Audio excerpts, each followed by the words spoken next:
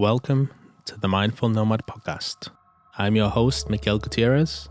This podcast is an exploration into the world of creatives, community leaders, and entrepreneurs, taking a deep dive into their lives, focusing strongly on lifestyle, spirituality, mental health, and education. So grab a seat, relax, and join me for this exciting journey through conversations with other mindful nomads. This was previously recorded for the podcast Travel Cuts and Consciousness, but I've decided to keep it on a playlist as it still aligns well with the Mindful Nomads podcast. Enjoy. Cool. So I would like to welcome our fourth guest for my new podcast, Travel Cuts and Consciousness, Kieron Webb. Kieron is a highly regarded men's hairstylist and educator. Kieron has traveled worldwide and worked with global brands such as Trevor Sorbet and TG. Kieron's crossover approach between barbering and hairdressing gives a unique and exciting result to his work. And I met Kieron several years ago on my pop-up, and I'm delighted to have you here as a guest. So welcome, Kieron. How are you? And do you want to give us a little bit of a intro to your background? Thank you very much for having me. It's good to be here. Thanks for inviting me down. I'm excited to do this, actually. I've never done one of these before, so it'll be interesting. And plus, I never actually got given the opportunity to actually sit and physically talk to you one-on-one like this before, so... yeah, it'd be good. Yeah, I've been doing hair for a while, mate. Been in the industry for about 16 years. I started at Trevor Sorbet. I was an assistant there, and then I left and I went to work for TG, and I worked for TG for 8 years, and then I left TG and I started the London Barber, and I've just been doing that ever since. And for the last 3 years, I was also working as Lynx, you know, the deodorant brand. I was working as their global creative director for their hair side of things. So I was doing that as well. Yeah, so that's pretty much what I've been up to. It's a big brand to be working with. Yeah, it's a major brand. Look, you know, I'm under no illusions. That was a great opportunity. And, you know, to work for a brand of that magnitude when you grow up as a kid receiving 14 of their gift sets for Christmas. Africa. You understand very quickly that you're probably working for a pretty good brand. But to be fairly honest, it was a very eye-opening, cool experience as well, because they are a juggernaut. You know, I think they do like 1.5 billion a year. And they're part of P&G. Is it P&G? No, they're part of Unilever. Yeah, but obviously it's different here to what it is in America. In America, it's Axe. And here it's Lynx. And I guess that's just naming rights. You know how it is with copyright and trademark stuff. Yeah, so that's why. Yeah, so you've stopped doing that now? Yes. The contract with them, look, I'll talk about it, right? Because I'm a very open person. So I had agreed to redo it for this year. And they, as I said, they're a really big corporation. And they moved everything to do with hair to America. And they cancelled hair in Europe at the time. And so... what was a handshake to say we will renew this contract for another year, it ended up not being, but that's fine. We're now in 2019 and I've just been working on my own stuff. So I had a great opportunity and I did great things and I travelled and did some amazing jobs and some, you know, £2-3 million TV commercials. And I got to be on one of their lists, which was like Men of the Moment alongside... who was it? Luke Evans, I think his name is, the actor that was in Captain America. No, he's in Chris Evans. Yeah, yeah, the old Cap. No, what was he in? He was in The Hobbit. Dracula. Did you say? The Hobbit. Yeah, and Dracula, the Untold, something like that. He was like the lead in this Dracula movie. That movie. Yeah, it's a weird one. Yeah. How did you say The Hobbit? Yeah, The Hobbit. I've never watched The Hobbit. So, but yeah, he's in that, and Dele Alli was on that list, and a few other, you know, I guess that, you know, I was fortunate enough to be on it, and I appreciate them putting me in it, but I also was under no illusions that it was because I was their global creative director. You just put it as like the last one picked, but just part of the crew still. Yeah, exactly. Yeah. I would just shove him in. He'll make up the numbers. They did put me in at like 5, so I appreciated it. So how did you end up becoming a hairdresser? What made you choose to pursue it? So my backstory, I was a satellite engineer from sort of leaving school. I did air conditioning. That was terrible. I knew there was no way I was going to be doing that forever. Left that, got into doing retail, working in stores like River Island and stuff, just as a part-time job. And then through doing that, I met a friend, a guy called Grant Nalder, who said to me, why don't you come and work with me and do satellites? So I did that, and that was weird. Like, you know, doing Sky Television and TV aerials and motorised dishes. And so I was doing that for a couple of years, but it was risky. You risked your life. You getting on people's roofs. There was no safety harnesses and all that stuff then. So I'd be on the roof clambering around and doing satellites, and I just felt like, you know, this is not for me. I need to do something creative. This is boring. And so then what ended up happening, I realised that at the local salon that I would go and get my hair cut at, there was a lot of good-looking young girls that worked there. And, you know, it looked like a good, fun atmosphere. I enjoyed the atmosphere. There was a buzz when you walked in there, and that buzz was what attracted me. The girls did too, but at that time, it was really about getting that energy. And I've decided, right, this is probably something I'm going to try and do. A lot of my mates give me a bit of a side eye, you know. Well, back then it was a weird thing to do, so I guess that's why. But yeah, I just decided that satellites wasn't for me and that I needed to do something creative, so I got into hairdressing. And my auntie was a hairdresser as well, and she used to cut on my hair all the time. And like, I used to tell her what to do, and she used to try to do it, and yeah. But what I did was I wrote down what I thought at the time was the top 5 salons in London. They weren't the top 5, but like they were the top 5 for me. Yeah. And Trevor Sorby's name was on that list of 5. And I said to myself, whoever gives me the opportunity to have an interview with them, I'll get that job. Bit cocky, bit confident, but at that time I was young and I thought, whatever, you know, just get on with it. Trevor Sorby gave me the opportunity. I had the interview and I got the job. I was terrible at the job, like terrible. I'd say for the first sort of 6 months, I had no clue what I was doing. I was like deer in headlights, standing in the corner wondering, and they pulled me in the office quite a few times to say, look, you're shit, you know, basically, and you need to pick it up a little bit. And then they showed me some different things. But yeah, ultimately the reason I got into doing hairdressing was because I just wanted something creative and cool to do, and I felt this was going to be the industry for me, and it turned out that I was right, so that was good. Yeah, I ramble a lot. I talk too much, so feel free to cut in on me at any time. Oh no, look, as a podcast, it's perfectly fine to do what you ramble on. Can you just keep quiet though? Yeah, I'm joking. No, so yeah, it's interesting. I actually used to be quite cocky going into jobs when I was younger. Up until the point, in fact, that I used to go into interviews and act like I was going to choose if I was going to work there. You know what I mean? Yeah. But what a little shit. Like, but if you didn't have that energy... it never failed. I got every job I ever went for.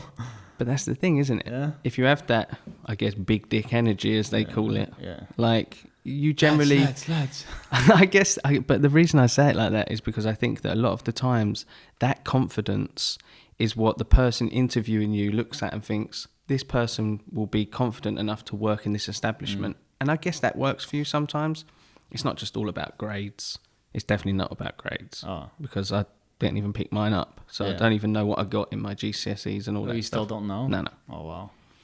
I've done all right. 6 Ds and 4 E's.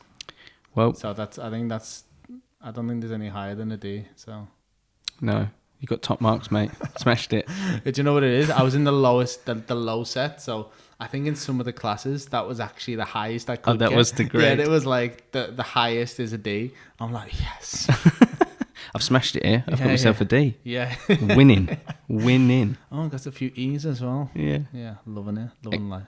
Excellent. Yeah. E for excellent. Yeah. So, what... So yeah, I was kind of a cocky little shit as well, and it never failed me. But you know, you can look back at that and laugh. I like the way we both kind of say was a cocky shit, but we both know for sure that we're still cocky shit, but not in a bad way, in a good way, like confident way. Yeah, is what I mean by that. Yeah. So what kind of led you to decide to move over to like more into the barbering side after the hairdressing? So I was working at TG. And TG was amazing. It gave me opportunities to work with Anthony Muscolo. And Anthony is someone that when you're around him, his energy is infectious. All you want to do is be near him because he teaches you things without doing anything. He was the type of person that when you would stand and watch him do a photo shoot, you'd have 16 different hairdressers in a room. They'd all be trying to get the look and make the hair work. He would come over, say, move out the way, take the hairspray, little spray, move with the hands, and it looked incredible. And it was that moment where I'd gone through this whole situation where I was teaching at the academy, and 9 times out of 10 it was a confidence thing where I would just say, look, you know, the other guys wanted to do the girls and there'd always be a guy. And I say, look, I'll take the guy. I had no problem with that. I wasn't bothered by stuff like that. I'd always take the least creative haircut and make something out of it. Or I'd take the gent's haircut and do something cool and suave and make that guy look as best as I could. And I started to find that they would give me the guy to do. So if you go through TG's backlog of sort of education books and DVDs, the classics, I'm in there, Scissor Over Comb. And we did a bedhead for men campaign twice for them. You know, so like that was their staple of things to do was you can do the men's and these people can do the women's, and that's just basically how I ended up sticking with men's because I was basically chucked into it and forced to do it all the time. And I ended up feeling like, well, you know, I'm pretty good at doing the men's hair and I enjoy the banter and the laugh that I have while I do it. But I wasn't using clippers then. It was just scissor and comb. So it was a little bit different to what it is now. There was no skin fades and, you know, there was none of that stuff that we do now with the cutthroat razor or any of that stuff. It was just pure scissor over comb, and that was that. Educate me on this, was TG was sold? Yes. And then Tony and Guy brought out Label M. Is that right? Yeah, so basically, I don't know the exact date of when the demerger was when Tony and Guy and TG, because TG, the company, TIGI, which most people call Tiggy, stands for TG International, Guy International. Yeah. And so they demerged, and then Anthony, Bruno and Guy, they took TG and Tony and Guy USA. And then Tony from Tony and Guy, which is really weird to say because everyone thinks that Anthony is the Tony, but he's not. I believe he took Tony and Guy for the rest of the world. And TG, the product company, was sold in 2009 to Unilever. Yeah, they came in and they offered the brothers a life-changing amount of money. Yeah.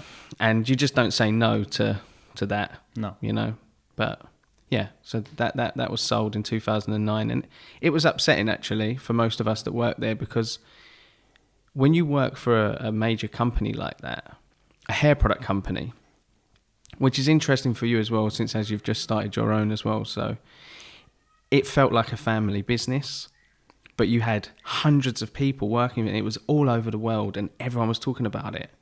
And I think what really made TG was Anthony's way of portraying the creative side of things. It was less about the product itself and more about the imagery, and the imagery sold the product. And like the products really did great. You know, they were brilliant products and they worked. So that was why. But most of the time it was the imagery that really captured the understanding of most hairdressers that this is the product we need to be using. And, you know, they did have the mad colours, and Bedhead as a brand was really cool and young. And out there in terms of the packaging and stuff. And no one else was doing it. No. But then you started to see a lot of people copy or, you know, try to push their brand into that way somehow if they could. Yeah. Bright pinks or whatever. Actually, someone who did it really well was Lee Stafford. Yeah, he done phenomenal. Yeah, I mean, that brand has killed, and, you know, it's a commercial brand. It's, you know, it's consumer based, but it has smashed it. Oh, completely. You know, so I mean, you could even I think it smells nice. Yeah, it does. I mean, the smells everything, isn't it? But I think the products are actually pretty good too. Yeah. They actually work, which is what's important at the end of the day. It doesn't matter how good your branding is. If someone says, "Oh, I'll buy that. It looks really cool," and then they use it, what's this shit? They're not going to buy it again, you know. So, yeah. Am I allowed to swear on this podcast, by the way? Yeah, okay. Yeah, you can. We'll just do a beep. We'll dub over you and just say... I'll stop swearing. I'll stop swearing. No, it's fine. That's just a natural... We're just one step down from Joe Rogan. Yeah. So... Yeah, but we're not going to smoke weed or anything, are we? Just checking. Just got DMT in the back. I'm surprised you haven't got a laptop ready to Google stuff. Yeah. Hey, Sam, can you Google... can you pull this up, Sam? Yeah, so, I mean, what would you say are the main differences between barbering and hairdressing? And how can they work together? I don't think there's any differences, per se, between barbering and hairdressing. I think hair's hair, and we all use the same basic principles, which is either you're cutting a line, you're layering, or graduating. We all do that. The main differences that I tend to find is that hairdressers try to create texture-based looks. So if you look online and you look at people like, just for example, let's use Instagram and the big Instagrammers. Someone like Andrew Does Hair is a big Instagrammer that is really a hairdresser, but tries to dabble at barbering. Or from what I see, that's how it seems. But you can see his work is very disheveled and soft, and he's trying to create texture with his haircuts, and that's more hairdressering. And then barbering is very precisional. So what I tend to find is that barbering tends to be, I'm trying to make every hair as perfect as I can. I don't want any hair out. When I finish this haircut, it has to be the most perfected style that I've ever seen in my life. Whereas hairdressing is a little bit more like, like messy, disheveled at times. Even when it's meant to be precisional, you'll tend to find that my own personal work, even if I do a really strong skin fade and it's meant to be a pomp, I'll always add texture to the pomp. I don't really do that classic old school look very often, and I try to steer away from that as much as I can. A lot of my work that you'll see online or in photo shoots that I've done is generally a lot more sort of messy and textured vibe. So that's where I cross over, is that I'll use that thought process from being a hairdresser to create the style and do the styling. But when it comes to cutting and the precision, I think barbering, I've got to make this perfect with the cut, and then I'll style it completely different afterwards. But it also depends on, I guess it depends on what techniques you use as well to cut with. That's a big difference with hairdressing and barbering. A lot of hairdressers are very content to do things like slicing, and you start to see now barbering's taking on a lot of hairdressing. It's from the influx of hairstylists coming into the barbering trade, and vice versa. A lot of people, cross education, and I think that's what's kind of creating a monster, especially in UK barbering. I mean, some of the stuff out there is just a bit mad and a bit tacky. Do you know what I mean? I agree. A lot of it is cool because we have sick texture on top, and then the back and sides, the fade's perfect, or whatever it is. But using both techniques, to do everything. I mean, you don't see many barbers doing, club cutting around the back and sides to a number 3. You know what I mean? Yeah. But I see a lot more hairdressers using clippers more. Yeah. Tony and Guy introduced it into the education, I guess, around the time. I think it was Kevin who brought it. It was around that time. Well, I think it was originally Jodie Taylor that was the one. And then I think Jodie kind of left around the same sort of time as I left TG. Yep. Probably around 2013. He went freelance around then, I remember. Because he went travelling. Yep. And then he didn't go back to Tony Guy. Yeah. He stayed as a freelancer. Yeah. But he's someone who's a great example of, his collection that I think he won British Hairdresser of the Year award for men's was incredible. He's an unbelievable person to watch. He's actually due to come on. Yeah, he'll be a guest to talk to. Yeah, 100%. We're gonna try and get him over this weekend, but we couldn't. It's bank holiday weekend, so couldn't expect everyone. Only the people without things to do could come this weekend. Second best. Yeah. That's all good. I understand. No, but what I love about Jodie's work is that he stayed true to his editorial vibe, and that's all he posts, you know what I mean? And I find his work, even, the unfinished, just the way he styles hair is just, it's you can look at an image and go, that's Jodie. Do you know what I mean? Because he's not swayed and gone, I'm going to do more barbering. It's a bit of just everything. Yeah, and I think that he's got his influence, you can really see, is very British. and that sort of, youth movement of whatever's going on at the time. So he has a very 90s vibe at the minute, where it's kind of a bit sort of indie sort of guy, bit Gallagher, bit not, bit This Is England, bit not, but using that 90s sort of feel. And I think Charlie Cullen, who is kind of like his, I guess, right-hand man now at Joe & Co., he has a similar vibe, and they all do that sort of, the word I'm looking for is Britpop sort of styling at the minute. Yeah. And I think it's cool because it's a nod back, and that's kind of our youth. Yeah. Like we grew up with that. It's not what's hair. super popular now. That's what's nice. I mean, in a barbershop or a salon. Yeah. It's kind of, that's why it's refreshing to look at the editorial work. Yeah, you see, that's the thing. When you do editorial work, you kind of are left to your own device to do what you want, and you have to make it look cool. That's why whenever I do a shoot, like I do a lot of shoots with a guy called Joseph Sinclair, and he has allowed me the opportunity to work with a lot of really cool people. And one of those people was a guy called Edward Holcroft, who was in the Kingsman movie. And when you work with an actor in a photo shoot, it's very different to, say, a model. Because a model's there to pose and to do his thing, that they do. But an actor, when he was doing this shoot, it was kind of like he was method acting for the shoot itself. And, like the poses he was doing, it was like he was doing like some theatrical sort of play or something for us. And the hair was just whatever. I just made it messy, and it just works for him.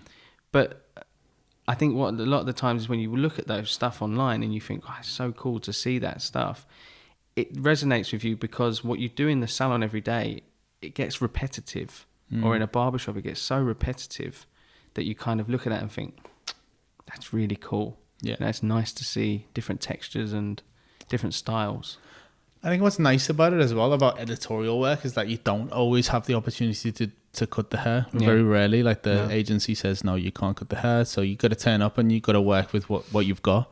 That's true. To create something out of that, I think is what makes someone a good, like session stylist. Yeah. Or it's about product. Yeah. That's what that's about. I think that's a big difference that a lot of people don't understand. When you work in a barbershop or in a salon, you kind of stick with a similar 4 or 5 products that you kind of love to use, but you use one or maybe 2. When you do a photo shoot, you'll put so much product into the hair so that it becomes basically like a fibre or a fabric that you can just manipulate and do what you want it to do. And I think that's really the big crossover, is seeing, like, if you ever go backstage at a fashion show, it is ridiculous. Like, can't breathe with the hairspray. Yeah, but it's like they saturate the hair in sort of volumizing products that you wouldn't dream of using. They saturate it and blow dry it and get that texture and that bulk into it. And that is what allows them to then be able to create those styles. So the reason I think a lot of people that try to recreate those things think, why is it so hard for me to recreate this? It's generally because they don't know how to apply products in the same way for their client. Yeah. And you never would, I mean. Yeah, no one's going to walk in and go, could you imagine? Like the catwalk hair, like with the fucking like bird's nest in the top, But it's like, it's experience though, because if you're an assistant, if you want to be a session stylist, you're going to spend years doing like free shoots, assisting people, watching people, these old school people who've been doing it for years are going to have so many techniques. Like you said, Tony'd come over and just do a bit of this, a bit of that, and it'd look perfect. Yeah.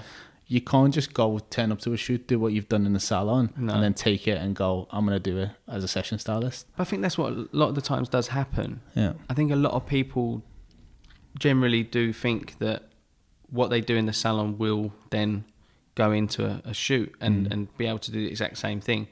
But what you mentioned earlier, where you can't even cut the hair, that straight away is a major thing, because sometimes their hair is not great for the style that you're after. And you have to work with it and you have to make it work.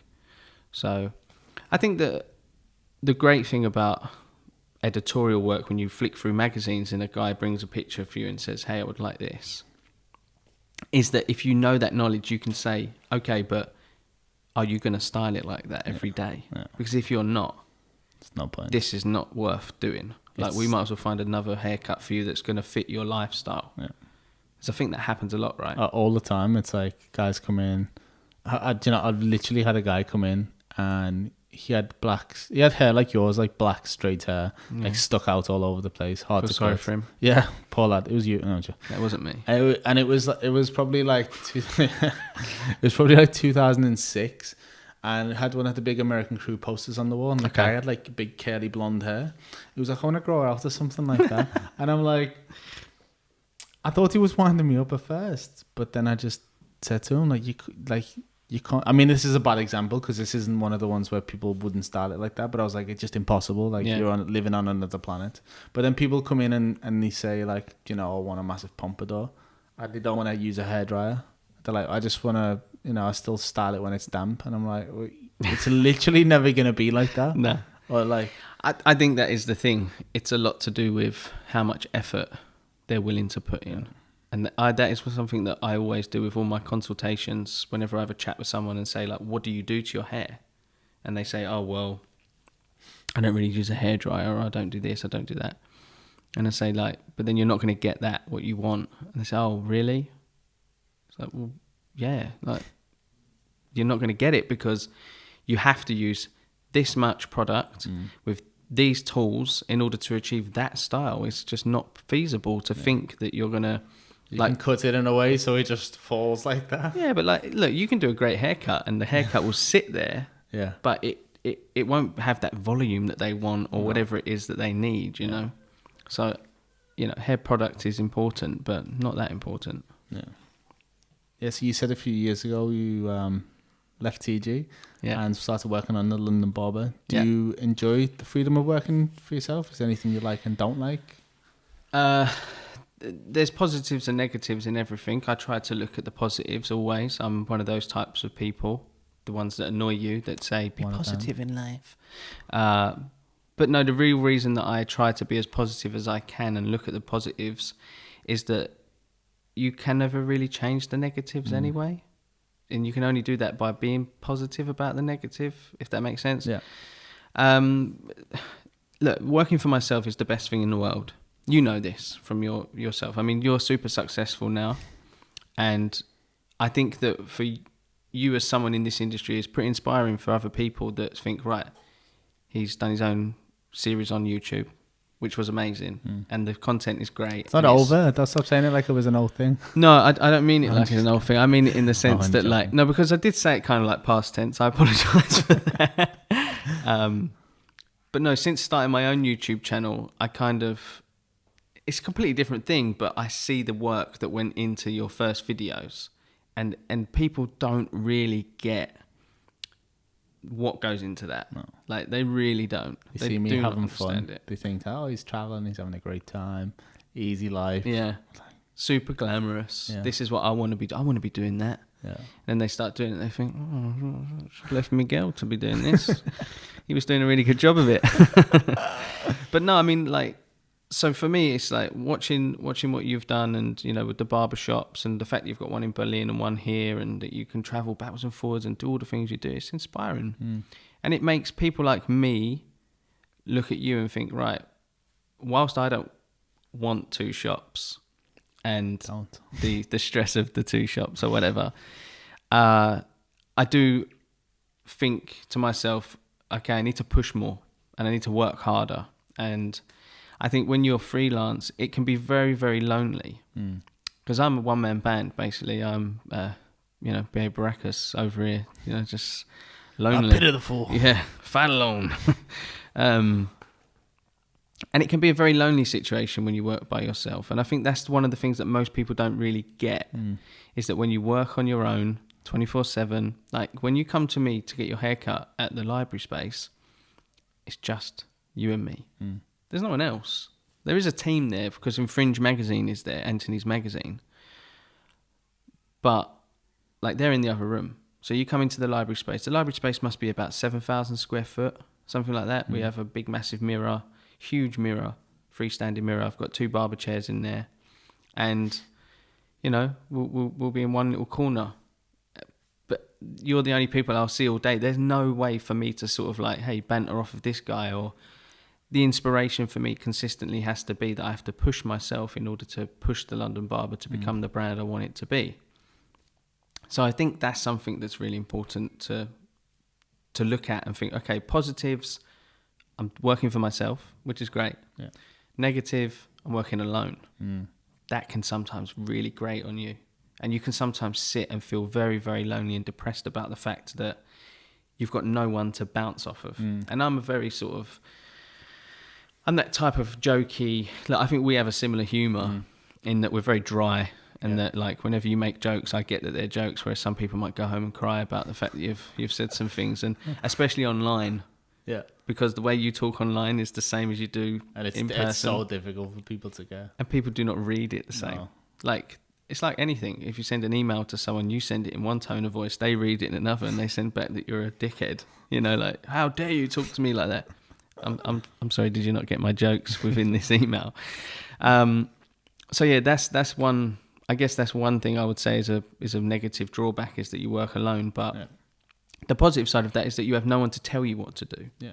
And then you're not limited. The only problem is that people think that it's easy. It's not easy. It's hard, and it's a struggle. And whilst I had my deal with Links, and that was wonderful, and I was making exceptional money doing that, once you lose that money don't last forever. Yeah. And it starts to dwindle, and then you start to panic and think, right, okay, people think that like you must have so much cash because you work with this celebrity, or I cut that person's hair or whatever. It's not like that at all. In fact, I've probably got less money than most people that, you know, just work for somebody. Yeah. Because you end up spending like thousands of pounds trying to, you know, you when they travel for someone else's money. When you travel, it's off of your own money. Exactly. So then it's like, wow, okay. Oh, but why don't you travel in business class? Because it's $7,000. Yeah, exactly. I'm always spending my money on that. That's why, you know, it's a luxury. Yeah. So yeah, that's what I would say is, for me, one of the major things that I always try to get across to people when they say to me, like, oh, I'm going to go freelance. I'm like, have a think about it. Don't be so quick to say you're going to go freelance, because sometimes you have to work for free, and it is freelance, and you want it to be paylance, not freelance, you know? See what you did there? Yeah. Well, a little bit witty sometimes, I must admit. Sam acknowledged that one. Sam, pull that up. I think like a lot of people say to me, oh, like I've had people who've come like back into my life after years, or friends have got back in touch. I haven't spoken to you in years, and they're like, you're dead successful. And it's like, it's relative. It's so relative. Yeah. Like I was speaking to one of my friends, John, who owns Crow's Nest Barbershop in Canada. Okay. He's got like 7-8 shops. Like I've got 2 shops to products. And we're like, we probably, you know, there's sometimes we make less money than our barbers, and we go through all this stress. So the return in barbershops is not, I mean, there's people who do well, but there's a lot of people I know who are making less money, or, you know what I mean? Like there's, especially if you're always trying to like reinvest back into the companies and the shops, like even little things, like I just got aircon installed, and we got a new hot water heater. Like it's not cheap. Yeah, it just, that's all the money just goes back to zero. But I think most people think that that's a given. Yeah, that those things will just be there. Yeah, when you start a shop. I've never worked in a shop with aircon. You know, I worked in one shop with aircon, and it was terrible.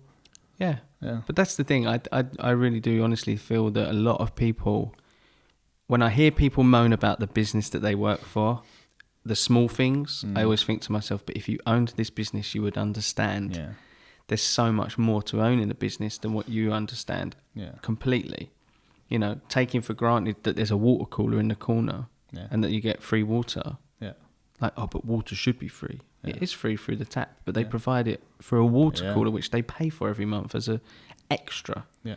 I don't know. There was loads of things, you know, like, and I just feel like once you start to own a business, you start to realize so much more what it means to be an entrepreneur and all those different things. And I think, I've spoke to quite a few people that have said to me, I'm going to go freelance. And I'm like, whoa, like, just think about it. Think about it. Maybe dip your toe in first or whatever. Yeah.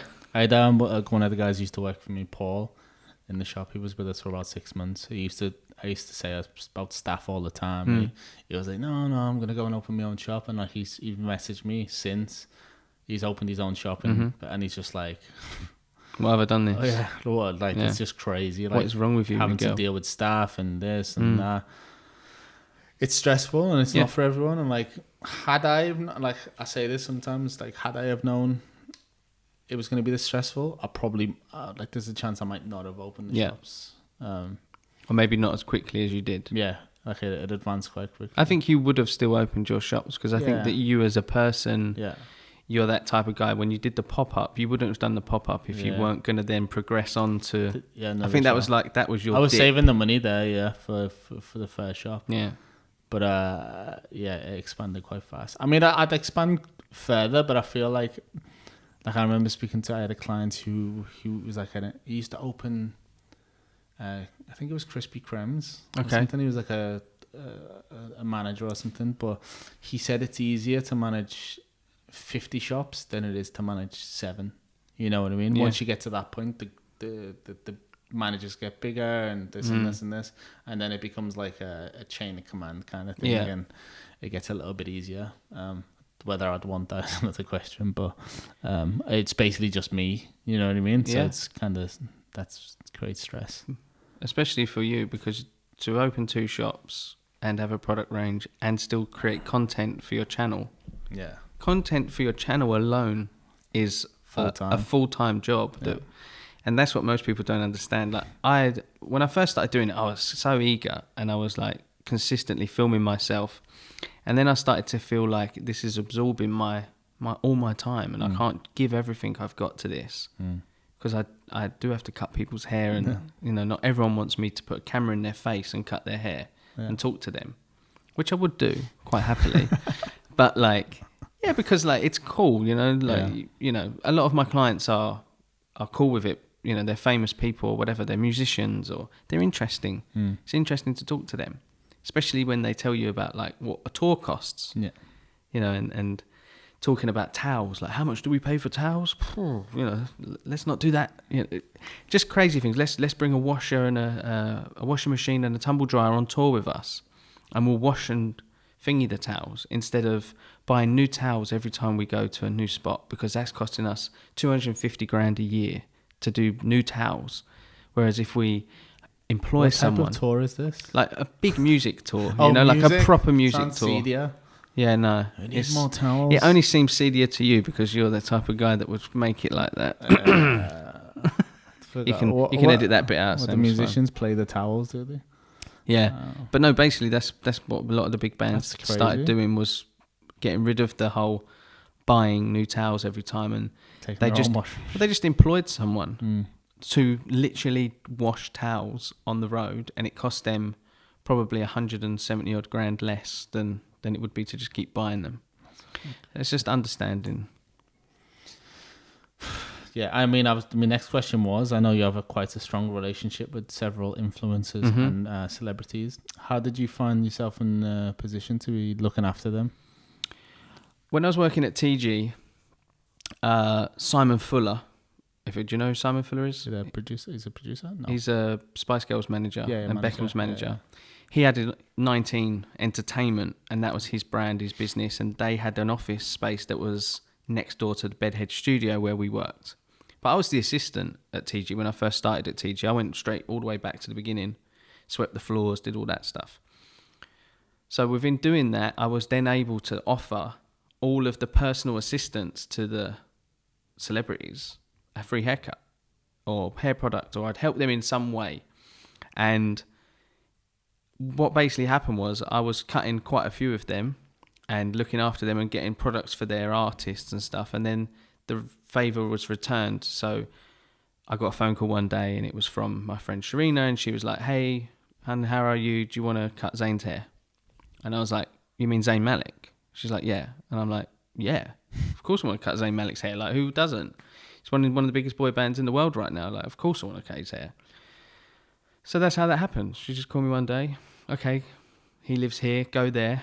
Go and cut his hair." And that's what I did. And then that relationship just carried on then for 5 years until we moved to America. And then he was flying me backwards and forwards to America. And I was like, "Dude, like, you can't keep flying me backwards and forwards to America."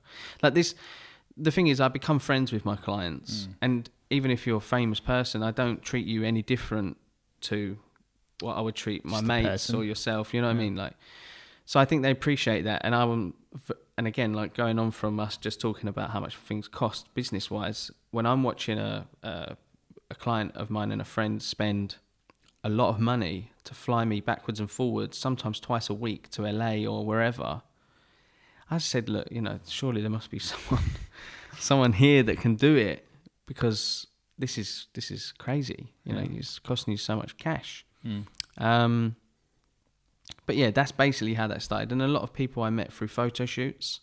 So when I'll do a photo shoot with someone, I'll always say, look, if I can do anything for you, or if you would like me to cut your hair or do your hair for an evening event that you've got going to, say they're going to the BAFTAs or something, here's my card, give me a call, don't be afraid, don't hesitate to message me, I'm more than willing to do it for you.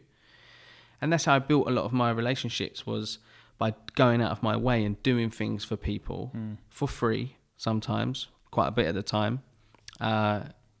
It used to cost me money sometimes to do this, right? So what a lot of people think is like, oh, you must be earning so much money because you look after all these celebrities. But a lot of the time it would cost me cash to do that. You know what I'm saying? So my relationship with them is great, and I enjoy it, and it's something that I love doing. And, people... The great thing about it is that people will message you because they see that you do this person or that person or whatever, and then they realize very quickly that you're not going to be starstruck by them, And I, as I said, I treat everyone the same. No one gets treated any different. And I think that's been one of the most important things for me personally, is knowing that every time they come to me to get their hair cut, they come to me because they enjoy the company as much as they do, because I'm just such an interesting and wonderful man. Well, that's why I invited you. We're not even recording the podcast right now. I just wanted to hang out. Yeah, just put the headphones on. Yeah, record it, talking, do some ASMR. Sam, pull that up, Sam.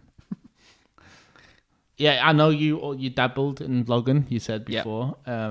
And you included some of the guys in your videos. Yeah. Did they give you any advice? And are you making any more videos? Yeah, I'm gonna try. I'm gonna try and make videos. I enjoy it. So basically, when I first started vlogging, it was like a year or so ago, and I just went out and bought G7X. No. Oh. I'm not you. I couldn't afford it. No. I bought a Canon M3. Little camera. Mirrorless camera, yeah. So more expensive? No, it's not. It cost me £400. Oh, I got it on special offer at Curry's or somewhere. There are other electronic stores available, in case anyone's, But basically, I went out and bought this camera, and then I bought the Canon with a kit lens, and I bought what I thought was going to be... At this point, I knew nothing about cameras. I still don't. Yeah. I'm absolutely terrible with cameras. But I bought a 50mm lens thinking, I can take pictures with this. It's a mirrorless camera. I didn't know it was a crop sensor and that 50 was actually an 80. It still takes nice pictures, but it's an 80mm. Yeah. So it's what it is. So I bought that camera, and then I bought a wide-angle lens because I was absorbing a lot of Casey Neistat content. Casey Neistat content was what I meant to say. He uses like the 10-18, doesn't he? Yeah. And so for me, it was like... this wide angle was incredible, and you can see everything. And then I realized, okay, when I'm cutting people's hair, having this wider angle lens is great because you're not just seeing like the person's head. And I was cut off half the time.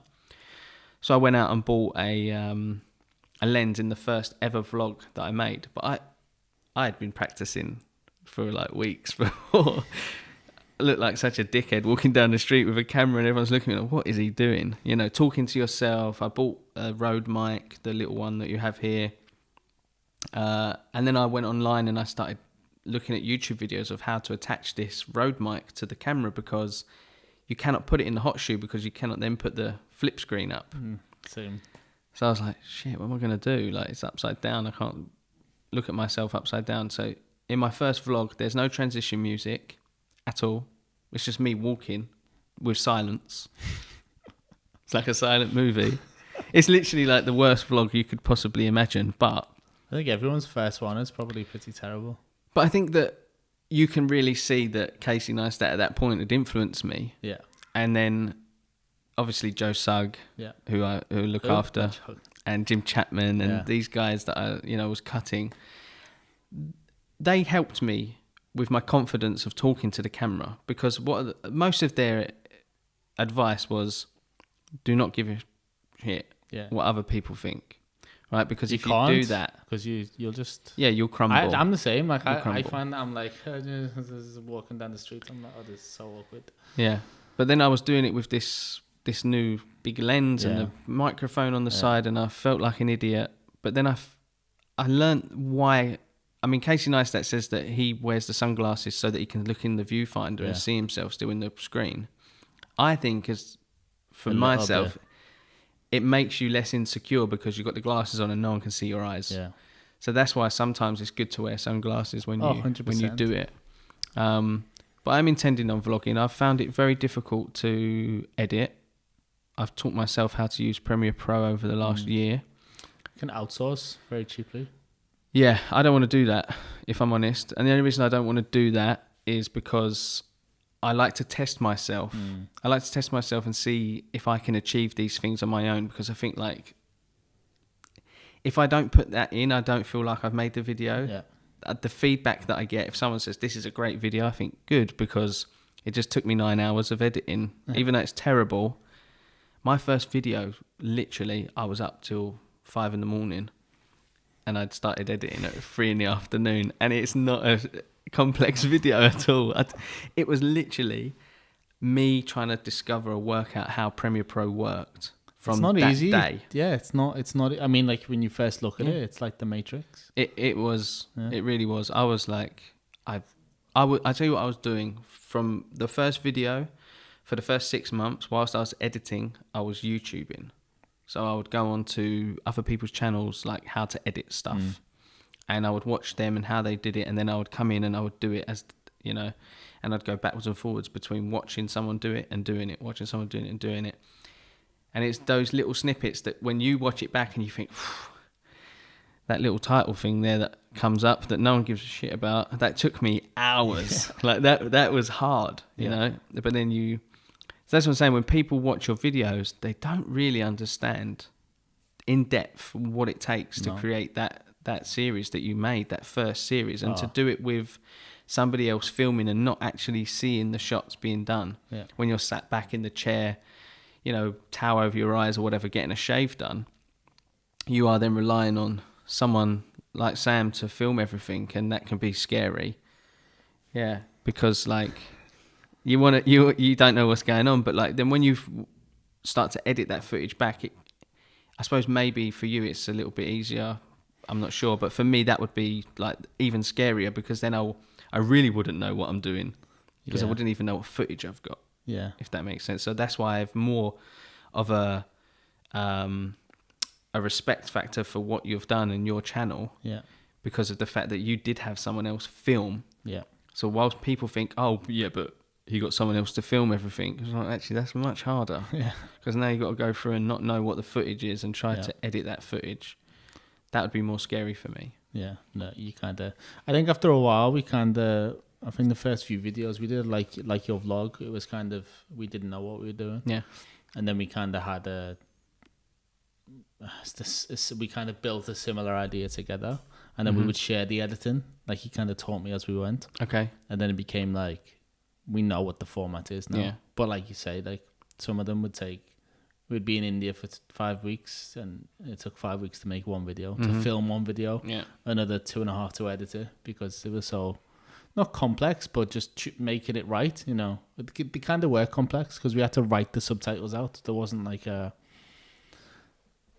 that now in Adobe Premiere Pro, you can just kind of build subtitles quite easy. Okay. And I think there was easier ways, we just didn't know how to do it. So do you use Premiere Pro? Yeah. So we'd have to type everything out and get everything translated and go back and forth with 2 different translators. Okay. So yeah, a lot goes into them. Yeah, it really does. But I've asked a lot of other YouTubers that I look after as well how to edit. That was one of my biggest questions to them, was like the young lad that I look after called Joe Tasker. It's very funny, but his editing skills are incredible. Like when I watch him edit, he's genius. The transitions and the movement and the way he does things is just impeccable. He's a vlogger. Yeah. But like, I guess for me, watching his videos, it was the little nuances that you don't realise are happening, like little zooms in, zooms out, little noises, little, you know, things like that. Like he had his own little title for screen that came up and he goes swoosh and it moves to the next scene or whatever you want to call it. Even just those little things, it's like, how do you even make this stuff, you know? And then like he sort of sat me down and then he's like, but I use Final Cut. Oh. So I was like, this is going to be fun. Yeah.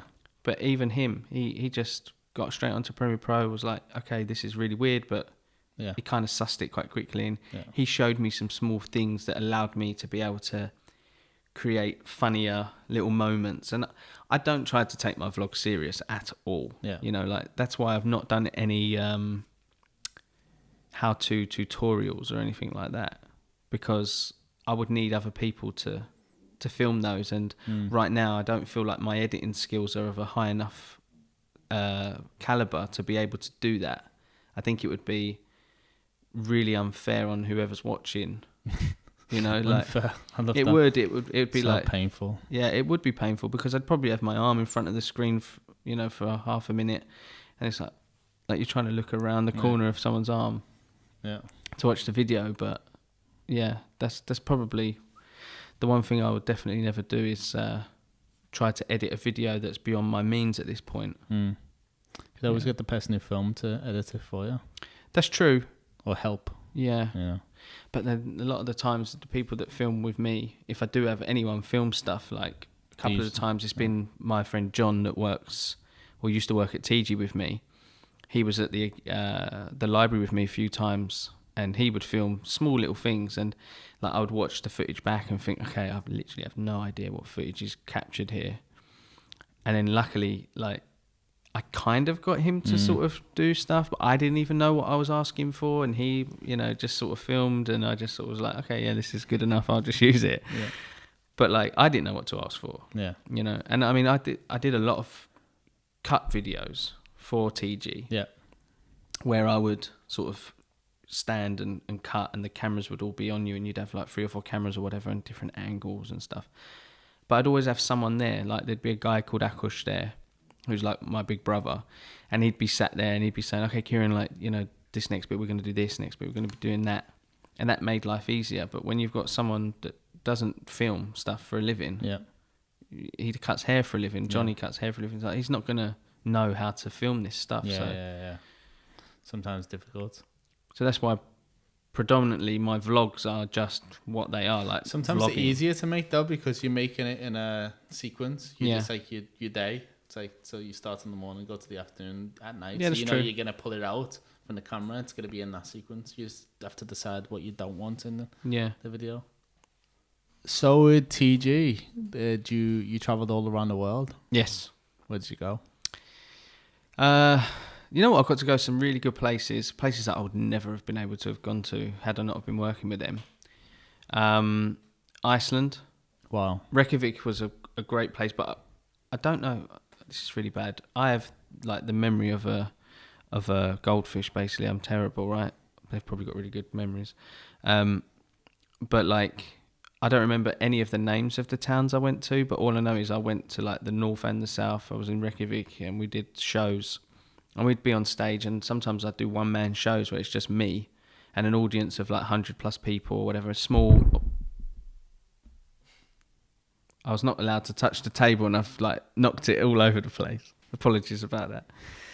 But basically, like, it's because I'm too vocal with my hands as I talk.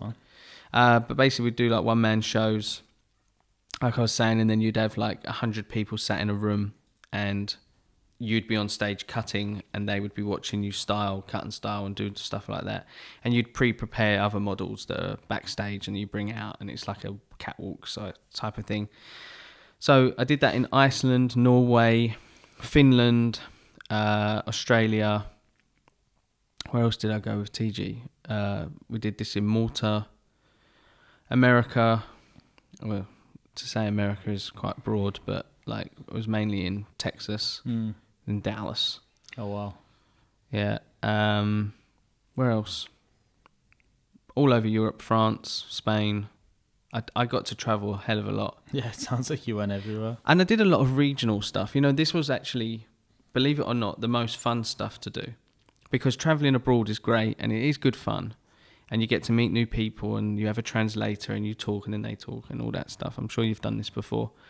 But doing the regional stuff was actually more fun for me at that time because I was traveling every weekend. I actually didn't really spend much time at home, and I would be in a different hotel in a different part of the UK. But what that allowed me to do was actually see the UK, because I think a lot of the times people that live in the UK don't travel. They don't see it. Especially people who live down south. Well, definitely not London. North as well, yeah. London is like, you have to take a trap. No, like, we're not going to go up. Yeah. What for? Yeah, exactly. We'll go up there for. Yeah. No, but in all seriousness, like, the best thing about doing the regional stuff was that you get to meet people that are from the same place as you, but they just have a different... It's just, there's like small cultural divides as you start to move around. Yeah. You know, from Liverpool, Manchester, and you get to see the different body language and the different accents. I mean, even down to you two, you know, very, very strong accents compared to my Cockney jibber jabber. But no, that was one of my favourite things to do because I was doing in-salon education. So I also got to see how salons are run in different parts of the country. Price point, I got to see that what resonates in, say, Newcastle doesn't resonate in Manchester. I got to see that, you know, the way that things are in London is really kind of very, very different. The people are different. The understanding, the way of life is completely different. It's hustle and bustle. It's fast paced. There's no waiting around. It's like everyone just, you know, jamming on the tube, get out my way. You literally, you know this. Yeah, see so people get the doors smashed. I watched some guy like run as fast as he could. Come on, there's another train 2 seconds after that one. And he jumped and the train doors just squished his face, you know, like, and then he's like, the other person inside had to push his head out and then the doors closed. And it's like... What did it feel like? What, watching that happen? No, was it you? It wasn't me. Oh, it wasn't you. Fortunately, it wasn't me. I wish it was me. That would have been a life experience that I'll cherish forever. And I could tell my grandchildren, I was once squashed by a tube. I think like show work and stuff like that is definitely, it's tiring. Like I've only done a bit. Yeah. I find it exhausting, you know, and sleeping away from home. I always eat terrible because you're eating what's there, what's available and stuff. What advice would you give to someone who's thinking about getting into like show work and education? The first thing I would give advice is to learn how to cut on stage. Okay, so working for TG for 8 years, I really learned to become what I would consider a world-class educator. What's considered an educator these days in our industry, from what I see from Instagram and social platforms, is that if you know how to cut hair and you can stand on a stage, you're a platform artist. That's not how you educate people. Take it like this, do it like that. This is what I'm doing now, I'm cutting like that. These are words that you don't understand. Terminology is super important, and how to convey your message to the person that's watching is super, super important. So for me, it's like, understand and learn that you need to get, firstly, a language that you can talk to the audience in. So if you're telling someone, I took a profile part in, then I did 2 diagonal forwards because the hair's going to push towards the face, elevated at 90 and cut decreasing in length. That's understandable from the point that if you're elevating at 90, that means you're layering. And if you're decreasing in length, it's obviously going short to long. So that is first and foremost. Secondly, understand where the audience is. The amount of times I walk around Salon International and other places and watch just solid stage work and everyone's got their back. Or they're cutting the back of their model on stage, but the model's facing the audience and they're cutting the back. No one can see what you're doing, dude. Exactly. Like, you need to spin it. That's the reason it moves, right? Yeah. So that's something I would definitely say. But if you're... The other thing, one of the most important things is to learn how to pack your suitcase, right? So like I was taught how to roll all my clothes so then you could maximize the space. And something I would definitely say is to make sure you get a hard box, like a Pelican style case that you can take your stuff in. All of my equipment comes with me in a Pelican case. I've got 2. I've got a 1510 carry-on and a 1560, the bigger one. They're photography boxes, obviously, but they're fantastic for equipment because I once went and did an in-salon seminar in the Shetland Islands. For those of people listening who don't know what the Shetland Islands is, it's above Scotland. So you have to go to Scotland and then take that little aircraft over to the Shetlands. And I took, schoolboy error, the cheapest, poorest little suitcase that I bought within like a £30 set that I could afford at the time. And it came with like a big suitcase, a medium suitcase, and a tiny little one. And I took this tiny little one because I knew I was only going there for the day. But you had to check it. So I checked the case and all my equipment was inside. And when I got back to London, my case came out and it was destroyed. But I thought, it's a cheap little suitcase. I'm not bothered about it. I'll let it go. I got home, opened the case. My scissors were all bent like bananas. Oh. And they were actually able to, you could wiggle them on the table backwards and forwards like a seesaw. So that was an experience that I'll never forget. So yeah, the top piece of advice, learn how to pack and make sure you secure your tools properly in something that's, solid. And if you do take a Pelican case, buy loads of cable ties, because when you travel to, say, America or somewhere like that, they 9 times out of 10 will cut a lock off of your case. And if you're spending 12 quid for a lock every time, it racks up. If you just use cable ties, you still secure it, but they can just cut their cable ties off. It don't cost you nothing. You can just put new ones on when you travel back. Yeah. So that's and learn how to educate.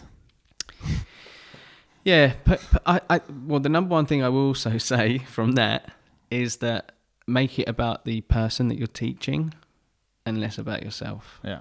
I think that's one of the reasons I was kind of requested quite heavily at TG, was that it's never about me. Yeah. It's always about trying to give the person who's learning something that they can put into their arsenal of tools and use on an everyday basis. Because most of the time, nowadays, what I see is everyone's trying to impress. It's all about followers and what you wear. And there's a million people doing the same haircut on stage, which is like, I'm guilty of it, but it's because that's what's available as models. You know what I mean? Yeah, of course. So it's like I say, like I go to these shows and I in fact I end up liking more like Salon International. Yeah. Because I like watching the hairdressers educate. Yeah. Because I find it, even though like I'm never gonna do it, I'm like, wow, that's interesting. Yeah. Whereas if I go to a hair show and it's like a barber working, 8 times out of 10, I won't say 9 times out of 10 because I know 8's your favorite number. Yeah. 8 times out of 10, it's just boring. Like I'm not learning anything. But I think that's maybe because you know everything that they're teaching. Maybe I'm a bit rusty these days, but especially in barbering. Yeah. If it's solid, old school, traditional barbering stuff that you already know, you're not going to stand there and watch and be like, I'm super inspired by this. Yeah. No, that's true. I do find some people like super interesting to watch, but it's just not, like you say, they're not educators as such, and they didn't train as an educator. Yeah. Not to say that you can't be an educator. No, you can. Yeah. Anyone can be an educator, but what's important is that you are doing exactly that. Yeah. You are educating people. Standing on stage at Salon International doesn't make you an educator. It makes you a platform artist. It makes you someone that is there to create buzz and excitement for an audience of people watching. That was why, like, as we can tell, I talk forever. I'm good at talking, so I was always the compere at Salon International for TG, and I would always talk about what we had to sell, and I would talk about all the different products we had, and then I'd go over to each individual hairdresser that was cutting and catch back up with them and say, okay, where are we at? And they would dive straight in and tell you they'd be moving their client, that their model that they're cutting on stage, and they'd be showing you step by step everything that's happening and how to do it and why they're doing it. Nowadays, everything's so fast with the clippers because it's like, you're just banging hair off with a machine that just does not stop cutting. So there's levels to this, and it's really important to slow down and teach people exactly the numbers and why you're doing it. And like, your way doesn't have to be the right way. It doesn't have to be the only way. Everyone has their own way of doing things, and that's why this industry is so exciting, because everyone does things different. But what's important for me, when I watch someone else cutting, and I always watch people on YouTube or, you know, online, and I've still got the ABC system, all of TG's education, Vidal Sassoon, like all of them. And I'll sit and watch, and I think that especially within barbering, a lot of people think that, well, it's hairdressing, so I won't watch that. You should watch that, because how they hold the hair and the way they section and all that stuff, it may not resonate for the shop per se for you, but what if someone walks in off the street and says, hey, I would like this haircut, and they've got long hair? You know how to do it because you watched and you learn how to section and you learn how to do all of that stuff. It's in your toolbox ready to be used. I think it's important to have these days, because like when you were saying before about the profile section, cutting 2 V's at 90 degree, like a lot of that, we don't know what that is in barbering. We're not taught it. No. You know what I mean? We're taught scissor or comb, club cutting, maybe point cutting, at a push in the MVQ. I don't know what it's like now. Yeah. And that's it. In a college scenario. Yeah. Okay. I never went to college. Yeah. I taught myself how to cut hair pretty much. Oh, really? Well, you can tell. through apprenticeships. Yeah. It's probably why it's the most requested hairdresser in life, you know. That's bullshit. But no, but on a serious note, like, I think that basic skills now, today, classic cutting is point cutting. That's not an advanced technique. No. If you think that point cutting today is advanced, where are you? Like, where have you been? You know, this is simplistic stuff. It creates softer texture. That's it. You know, but there's different ways to do it that create different texture. Yeah. And like a lot of the time I have to teach people to hold their scissors upright and to let the hair out of their hand more so they actually cut into it. When I first came onto Instagram, I mean, I had Instagram a long time before. I had even forgot that I even had an account, and then someone said to me, "You're on Instagram?" And I said, "No, I don't have an Instagram account." And then I went to sign up, and it was like, "There's already an account under this email address," you know. And I was like, "Really? I didn't even know." I started putting up videos of me cutting from TG, and I'd have people messaging me saying, like, "What's that technique you're doing with the V's on the top?" And I was like, "Are you serious? Like, this is basic point cutting. Like, seriously, like, this is." Surely people know how to do this. This is normal now. So I think that a lot of the time what you see in classic is no longer classic. It's now like advanced. It's no longer advanced. It's now classic stuff that should be used all the time. Yeah, I think it's definitely come on a lot. I mean, I haven't been to a college for a while, but I imagine they've advanced since I did it. I've been doing it about 16 years. Yeah. See, but I've not been barbering for 16 years. No. So for me, I'm the first person to tell you that I'm not the strongest barber. Okay, but that's not your brand, though. No, but people would say that because it's the London Barber. Yeah. But that was a name that was available, and I took it. Yeah. You know, and a lot of people didn't like that. I had that. That you were calling yourself a barber when you weren't a traditional barber. But I think that, like, because I was cutting men's hair, and the brand was cool and it was there to be had, and I got it. And then obviously Instagram kindly gave me that blue tick that we both got. We're blue tick wankers basically on Instagram. But no, like you kind of sort of think to yourself, well, I've lost my train of thought. It's fine. It doesn't matter. But like for me, this industry, especially within barbering, there's a lot of bullshit online. I mean, like, I think the industries were always kind of like complicated industry. I think most industries are, but it was always a bit of a bitchy industry. Hairdressing, anyway. Hairdressing definitely was. Definitely barbering, but on a different level, like a different aspect. But I think it's now the hype's been and gone on Instagram and social media. Now the negativity's kind of seeping in. Yeah. Do you know what I mean? It got to the point where, like, we've seen it all now. And now how can we better each other and bring each other down? Yeah, because that's the sad thing about it, is that it's like, I see so much hate online. And I get it. You know, people have nothing better to do than to hate on somebody else. But I'm the first one to build somebody else. You know, I'll always put my all into other people and try to push other people and make them, you know, like, if you don't have equipment, like John, the guy that I was talking about earlier, when I was at the library with him, he didn't have a pair of clippers. Here you go, take this, you know, giving him away all of my stuff, and I'll just get more. because I want him to progress and move on and do good stuff. But like, yeah, I definitely saw that Instagram and social media created a lot of educators, or whatever you want to call it, you know, online, but I didn't see a lot of education happening. Whereas I'd worked for TG, right, for 8 years alongside Anthony Moscolo, Nick Irwin, Akush Bodhi, Heath Grout, Marco Iafrate, Genito, Maria Kovacs. Like these people in the industry, people listening to this may never have heard of some of them people that I just said, but they were the most solid educators you will find. They could teach you and show you how to do a haircut on stage, and that is why those collections are amazing. That's why when you watch and you see, and it's like the work that goes into making one of those collections, step by step, what we're going to do, how we're going to do it, it's crazy. The language that is used. We have to go through the whole book, write out what all the steps were, then add the steps to the video, and then pull the stills, photograph the collection. Yeah, and it was like constant, you know. So that's why I learned how to be an educator at TG, and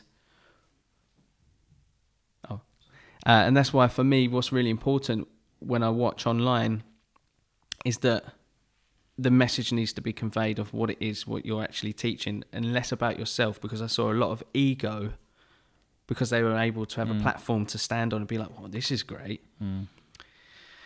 You know, I think that it's important nowadays to make sure that you know why you're educating people. You don't just be an educator because you want to be an educator because it's cool. Because it's actually not that cool if you're not teaching people. Like, I got a fulfillment out of teaching people because I had knowledge that I knew I could give them, and it made me excited every time I taught someone something.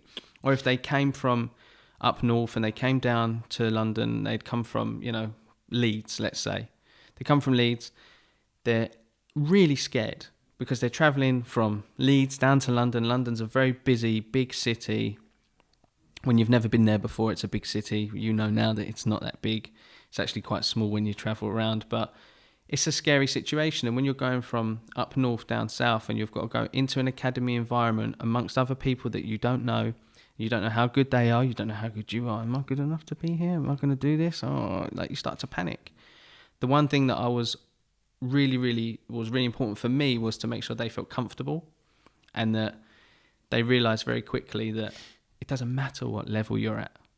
You never stop learning. And I've never stopped learning. That's why I will say that I don't think I'm the best at clipper work. I still try to improve my clipper work every single day because I never used a clipper for the first God knows how many years of my career. I can cut beautiful with the scissors, but fading and all that stuff, when I first started, my fades were pretty shit. Like, terrible, dire, the worst. When I look back at old pictures, I think I actually did that on someone's head. And I was supposed to be good, you know, like at that point I was supposed to be good. Like, I even learnt to barber whilst cutting some really famous people. That was scary. Yeah. You know, I'd never done these haircuts before. Oh, I'd like this done. And it's going to be photographed around the world. Okay. You know, though, sometimes you do see it, like a lot of like movie stars, or, you know, they get the haircut by makeup artists or whoever's on set, and they're not experienced with men's hair. No, that's right. And you just butcher the neckline, and we see it on the films, or, you know what I mean? It's pretty fun. Yeah, that funny. Squared off neckline is apparent. Sometimes round. The round neck. The round one's good. That was one of your specials. Maybe when I just started. I remember people used to come in and like, can I have a round neck? And I'd be like, oh, God. Because it wasn't, I mean, back then it was like a £7 barbershop. I'd just be like, I'll just do what they ask. You know, I didn't care, really. It was just, I was just there doing my job. Yeah. Square neck, no problemo. I'll do it for you. But I always like tapered, and then I made it like a point, like a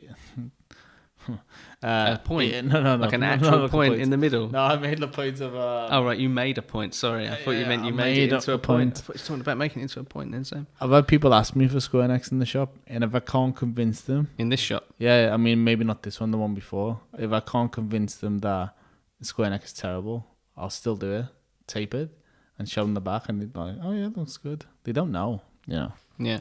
Sorry, clients, if you ask for a square neck. understand why you're asking for it. Yeah, show a reference as to what it is about that square neck that you think looks appealing. I would like my hairline butchered, please. For no... Yes. It wasn't just me that touched the table. Yeah. Mig touched the table as well, even though he told me off very clearly at the beginning. I thought you were putting your hand up. I was going to grab your hand. Yeah, like working with brands is a dream for a lot of barbers and a lot of people in the industry. How have you aligned yourself with the brand deals in the past? Like, do you know what? I've been really lucky. I'll be really honest. I'm a lucky person sometimes, and I feel like if you put that good energy out into the world, it does come back to you. It does come back to you as long as you're working hard for it. It's not just like you can sit at home and think like, oh, you know, put some good energy out, man. Like, I know it will all come. It's not like that. Yeah, there's none of that. It's like I said, I did a lot of things for free. And I worked my arse off, and I didn't expect stuff from people. Like, I never expected anything. And I think that has allowed me to be able to get a lot of cool things, because people have met me, see that I'm a genuine person. I don't treat anyone any different. Everyone gets treated the same. I say hello to everyone in the room and like treat everyone the same. And I think that people would just call me and say, hey, we're doing this. Would you like to be a part of this? And I always said yes to everything. And I always just took every opportunity that I could. And I think that I don't believe that I'm bigger than any opportunity, whether it's big or small, the opportunity. So like, if it got to the point where I was so busy that I was unable to say yes to something, I'd be really gutted that I couldn't do that thing. That would eat me more than doing prepping for the big thing I was doing. So yeah, I would say it's a lot to do with luck, Migo. I think that right time, right place, right people, treating people with respect, and, you know, not doing your mum jokes is really important. Well, your mum taught me. Wait till my mum hears this. Do you have any like spiritual values or morals? Yeah, I do. I believe in all of that stuff. It's really important for me. I have the number 8 on my hand, tattooed. The number 8 calls me, right? I said this to you, I sound like a weirdo now. Oh, like literally. But yeah, it's like... Kieron, it's number 8, yeah. Number 8 over here. Hello. No, I see the number 8 all the time. So like when I came to you earlier, the number 8 was on your shop. When we walked into the studio that we're in now, outside on that mannequin, there's a number 8 on that mannequin. The number 8 was always on the back of my shirt when I was a kid playing football. It's in like Asia and stuff, it's deemed as being the number of wealth and stuff, right? And that, you know, if you see the number 8 all the time, you're going to become wealthy. Isn't this something to do with like the... Because this infinite number, isn't it? Yeah. Right? So for me, I believe I carry a labradorite crystal in my pocket everywhere I go, every day. This little crystal comes with me. And I use this as kind of like my gratitude rock and my negative deflector, or whatever you want to call it. It's not for everybody, this stuff, but for me, it keeps me focused. And that's what I use it for, is to make sure that I believe that there is something bigger than myself. Because why are we here otherwise? And that's the scary thing, is that I think for a lot of people, they stroll through life without purpose and understanding of why they're here and what their purpose is. They're just like this, you know. Exactly. Like, I do this, I do that, then I die. Yeah. You know? And I think that's the thing that scares most people, is the thought process of what we're here for. You know? So for me, it's like I was really fortunate where I cut Joe Sugg. He was on Strictly Come Dancing last year, and I got the opportunity to go and watch him during one of the weeks. And the week before I went to watch that show, I'd done a photo shoot with Ashley Roberts from the Pussycat Dolls, and she was on Strictly Come Dancing that year as well. And I was sat next to her guests at the show, and her guest so happened to be a clairvoyant and very, very spiritual woman called Emma Lucy. And if you want to find her on Instagram, her tag is just like @YourEmmaLucy. She's an incredible person, and she's just kind of like, I was going through some seriously tough stuff at that moment, and she's like, everything you're doing is going to be fine. And to hear someone, whether you want to believe in that or not, to hear someone say to you everything's going to be fine, that can mean a lot more coming from someone that's a clairvoyant than, Dave down the pub that says, "Don't worry, Kier, you'll be all right, son. Keep your chin up, yeah?" It's not really a big deal, is it, when they say it? But for me, I honestly believe that, there's got to be more to life than just wake up and that's it. You get on with your day. Whatever happens in that day happens, and then you go back to bed and you repeat that cycle every day. There's got to be more to life than just physicality. So for me, we are spiritual. Everyone's a spirit, and the body is the vessel that carries it and all that stuff. And, I'll probably get slated to death for talking about this stuff, but it's really not a big deal for me. I kind of don't really care what people think anyway, so it's not a big deal.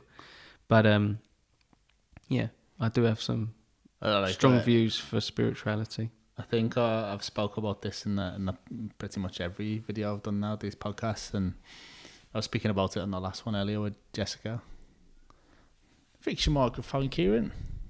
It's a bit of a limp one, this one. Keeps dropping down, doesn't it? It is interesting because I have the same thought process. Yeah. And it's probably been since I had 2 friends pass last year. Yeah.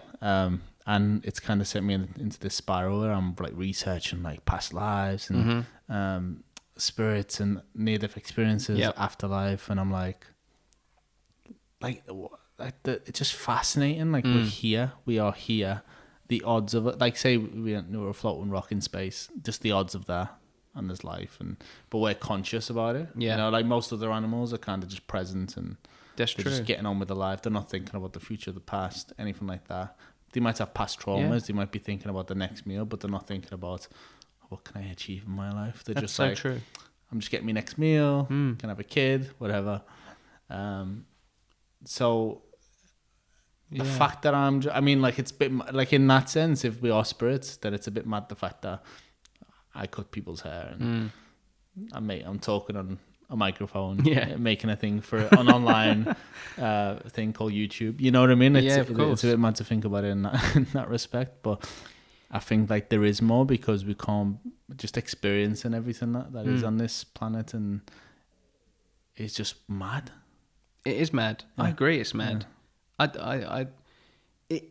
For me, it like I said, it can't just be that you just wake up and what's the point? Get on with stuff and then go back to sleep, and you do that for X amount of years. And oh, by the way, just in case you didn't know, there may be a moment now, tomorrow, or maybe in 25 years or maybe 40 years that you pass away.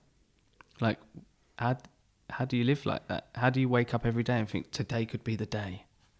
You just don't. Today could be the day. Any day could be the day. Do you know what I'm saying? Crazy. So that's a mind-blowing thought process. So that's why I think that I live my life, when you say it like this, I live my life in a sense of gratitude. So I'm grateful for small things. Small things being I can see properly or I can speak. Well, I definitely talk too much, but I can speak. I'm grateful for that. I can hear, touch, feel. I can live a normal life. I was walking to the library Friday, and as I was walking along, I usually drive to the library every day that I go there, but my car broke down brilliantly, so I got the train, and that allowed me to see this guy come out of his apartment block, and he's in a wheelchair, and he pushed himself out, and I was like, do you want some help? He's like, no, I'm good. I meant do you want me to just hold the door for you or whatever? And then I noticed that he had a suitcase attached to the back of his wheelchair, and as he's riding down the street, it says, "Walking is overrated," spray painted on the back of his suitcase, right? And I thought to myself, you know what? Walking is really not overrated. It's so underrated. It's so taken for granted on an everyday level, but it's brilliant that this guy can appreciate the fact that he can joke about the fact that he's unfortunately unable to do that one small thing that I'm doing at this moment, and that I'm taking for granted, that I can just walk and this guy cannot walk, he's in a wheelchair, but he can still get up every single day of his life without his legs and still appreciate the fact that walking is maybe overrated for him. Do you know what I mean? That it's things like that it's really important to me, is the gratitude side of things. I just think, like I said, when people watch your videos, they don't appreciate. And the gratitude I feel for seeing a video that's been made, and when I watch someone's video, I watch it all. I'll scroll sometimes, only if it's like really, really long video. Depends what type of video it is. It does. You start it and then skip to the end. Yeah, usually your videos. So what do you see in the future for the London Barber brand? Is there anything you want to do? Do you know what? I have... We spoke about this before, actually, and you did it quicker than I did it, which was I wanted to always bring out like a hair range, a hair product range. But what was important for me was that I didn't just bring out anything. I wanted to take my time with it, and I've been through a few different manufacturers, and I've been trying to get the price point right and make sure that the product itself is really does what I want it to do. Because you'll know there is a lot of problems when you make a hair product line. People don't understand. The product sits in the pot and the product changes in the pot, just sitting there on the side. And then it's not what you thought it was going to be, and small things happen, and it takes time, and it's a lot of progress. I'm almost there. I'm going to bring out one specific product to begin with on my own. So the London Barber brand will become products. I will do that. But I will also do that in the sense that I'm going to bring the knowledge that I've learned from working with companies like Lynx and VO5 and all those different brands. I'm going to bring that knowledge with me to the brand itself. So the London Barber right now is just me cutting hair. Would I like to open up a shop? After seeing your face talking about two of them, yeah, I would. Because I think that for all of the stress, it's something that you work towards. And what I was just talking about, where you find purpose, having that gives you purpose. It makes you driven to get up every day, work hard and achieve, even if it's just one thing a day, is to achieve that, and to have different members of staff that you love and look after. And staff come and go, I get that, but like, it's trying to build a team. That's exciting for me, because I had that team mentality at TG. It was family more so than just team. And I think that someone that I know that does that really well is Matty Robinson at Mr. Robinson's in Rugby. Matty's really good with that. And I guess that's maybe because of his religious background, that he knows how to bring people together really well. But what I saw him doing, how he does that, really inspired me to be like, right, it's more than just, it's not a barbershop. It's a family of people that all work together under one roof to achieve the same goal, which is to please the person that's coming to get whatever service it is that they're coming for that's not sexual. I do think it is easier for people in just not London in general, anywhere in the UK, to build teams like that, because generally the people that work in the shops are from there and they're not looking to move away, whereas London's such a transient place that people come and go. So that's been my biggest issue with Berlin too. People they go for 3 months and they go, don't like Berlin, they leave. You know what I mean? Right. Same with London. They're like, I've done 6 months. I'm done with the high rent and the fast pace of living. So it's not that easy to build like that type of shop here. Okay. We've had it at point and then it's dropped. You found it difficult? Yeah. We have some great teams. We've got a great team now, but it's always like in a wave, you know what I mean? So, but you do have your core members. Yeah. Is what I mean by that. So it's not like everyone that works for you has to stay. No. Like, you'll have certain people like Nick. Yeah, Nick's been with us 3 years. He was working in Berlin before. Yeah, and you had Liam before that, right? Liam was with us was with you for a long time. Yeah. And what's important is that regardless of whether they still work for you or not, they would come back. Yeah.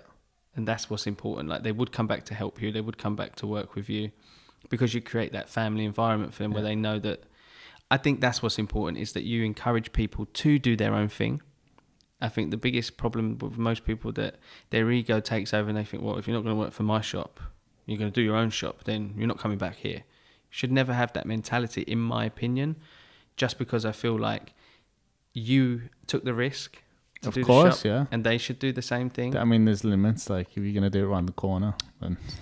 I mean, if you're going to do it around the corner, it means you're an arsehole anyway. It's like, you're not going to be friends because of the fact that you had no respect for me. Yeah, like I helped you. Differences. I gave you that chance, and then you've just. But you can't restrict someone from saying, "Do you want to open it?" Of course, no. Like you can't. I did it, you know. Yeah. Even people moving on, like I used to take it very personally. Yeah. But then I just thought, it's business. It's never gonna be like. That's when I was trying to build like this family vibe. Yeah. I was trying to keep everyone happy, and I realized you can't. Yeah. And like knowing that. As a barber as well, I used to move around. I used to go, I want a new challenge. I want a new style of shop. Yeah, but I think it's an energy that you have at your shop that's important. It's not necessarily the people. Yeah. It's the family vibe. Like for TG, as a big juggernaut company, they were making so much money and they were a global business. You still had that sense of family. It didn't matter whether you were in the UK or whether you went to America. Everyone was the same. You went there, everyone shook hands, hung out. It was just one big thing. People left, people came. Those people that left went off to do their thing. The new people came, and they were just a part of that family.